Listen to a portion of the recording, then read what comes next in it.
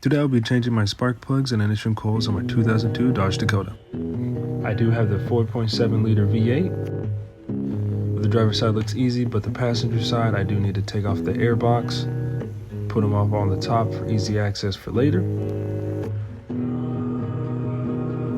Old spark plug, new spark plug, old ignition coil versus the new one.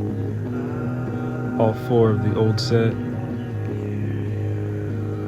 and the new set.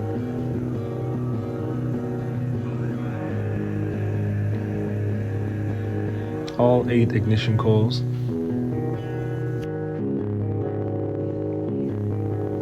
I went ahead and already hooked everything back up, and time for the start.